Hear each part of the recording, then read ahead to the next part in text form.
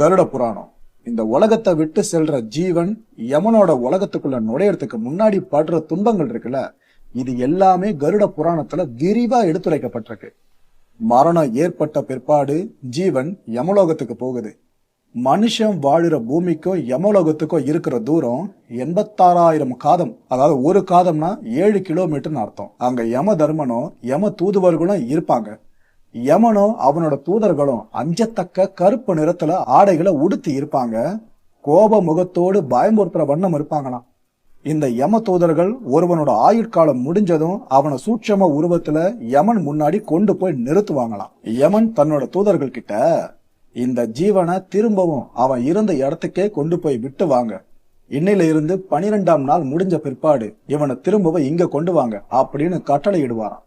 தூதர்களும் அவர் சொன்னதை கேட்டு அப்படியே செய்வாங்களாம். இப்படி ஜீவன் யமலோகம் சென்ற பிற்பாடு மீண்டும் திரும்ப வர்றதுனால இறந்த உடலை உடனே எரிக்கவோ புதைக்கவோ கூடாதுன்னு சொல்லுவாங்க. யம தூதர்கள் ஜீவனை பாசத்தால கட்டி இருப்பாங்க.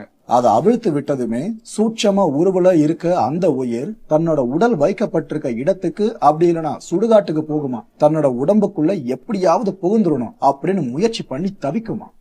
தன்னோட உடலுக்கு உற்றார் தீ வைக்கிறப்ப சிதைக்கு 10 முழ உயரத்துல ஆன்மா வடிவுல நின்னு ஓலமிட்டு அழுகுமா. அந்த ஜீவன் புண்ணிய ஆத்மாவா இருந்தா அந்த உடல் எரிஞ்சு சாம்பலாகிறது நல்லது அப்படின்னு நினைச்சு மகிழ்ச்சி அடையுமா.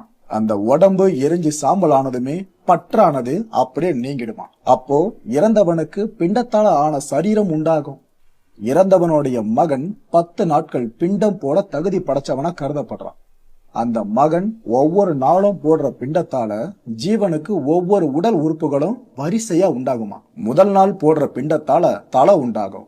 2ஆம் நாள் போடுற பிண்டத்தால கழுத்தும், 3ஆம் நாள் போடுற பிண்டத்தால மார்பும், 4ஆம் நாள் போடப்படுற பிண்டத்தால வயிறும், 5ஆம் நாள் போடப்படுற பிண்டத்தால உந்தியும், 6ஆம் நாள் போடும் பிண்டத்தால பின்பாகமும், 7ஆம் நாள் போடப்படும் பிண்டத்தால குய்யமும், 8வது நாள் போடப்படும் பிண்டத்தால தொடைகளும், 9வது நாள் போடப்படும் பிண்டத்தால கால்களும், இறுதியா 10ஆம் நாள் போடப்படும் பிண்டத்தால உடம்பு முழுவதுமே உண்டாகுமா. இப்படி பிண்டத்தால ஆன சரீரம் உண்டானாலும் ஜீவனால பேச முடியாது.